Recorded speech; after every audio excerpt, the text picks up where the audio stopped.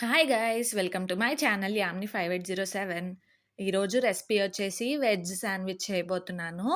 ముందుగా శాండ్విచ్‌లోకి గ్రీన్ చట్నీ తయారు చేసుకుందాము. ఒక మిక్సీ జార్‌లోకి ఒక కప్పు కొత్తిమీర, అలాగే అరకప్పు పుదీనా తీసుకోవాలి. అందులోకి ఒక మిరపకాయ తుంచి వేసుకుంటున్నాను. అలాగే చిన్న అల్లం ముక్కలు 4, ఒక టేబుల్ స్పూన్ చాట్ మసాలా మరియు ఒక టేబుల్ స్పూన్ ఉప్పు వేసుకోవాలి. ఒక చిన్న సైజ్ నిమ్మకాయ జ్యూస్ తీసేసి అది కూడా ఇందులో వేసుకుంటున్నాను. దీన్నంతా ఒకసారి మిక్సీ పట్టుకోవాలండి. చూసారు కదా, ఈ విధంగా చేసుకోవాలన్నమాట. ఇప్పుడు మరో గిన్నెలోకి 2 పెద్ద సైజ్ ఆనియన్స్ తీసుకున్నాను. అలాగే 2 టమాటాలు తీసుకున్నాను. ఇందులోకి కీరా సన్నగా తరుక్కొని తీసుకున్నాను. మరియు ఒక చిన్న క్యాప్సికమ్ తీసుకోవాలి. ఇందులోకి ఒక టేబుల్ స్పూన్ మిరియాల పొడి, 1.5 టేబుల్ స్పూన్ ఉప్పు వేసుకుంటున్నాను. ఇంకా 2 టేబుల్ స్పూన్ల మయోనీస్ వేసుకోవాలి. ఇందులోకి క్యాబేజ్ కానీ లేదా క్యారెట్ కానీ కూడా వేసుకోవచ్చు. నేనైతే వేయట్లేదు. ఇప్పుడు ఈ మయోనీస్ చక్కగా కలిసేటట్టు కలిపేసుకుందాము.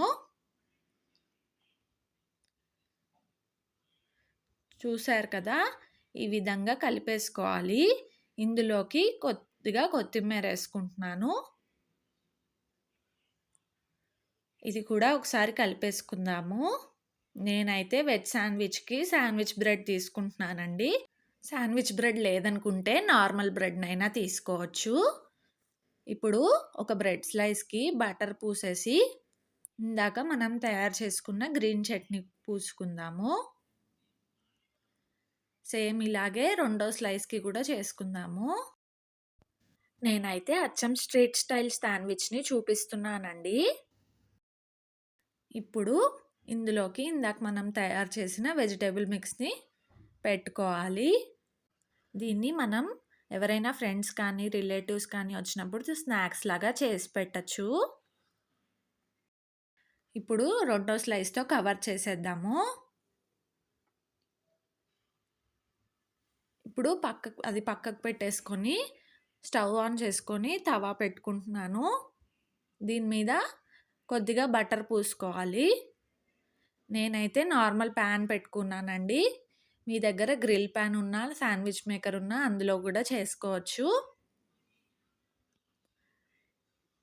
చూసారు కదా, ఈ విధంగా బ్రెడ్ పెట్టేసుకోవాలి. ఇప్పుడు పైనున్న బ్రెడ్‌కి కూడా బటర్ పూసుకుందాము.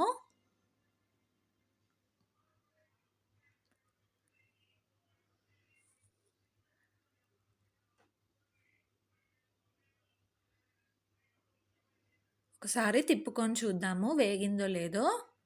చూసారు కదా, చక్కగా వేగిపోయింది.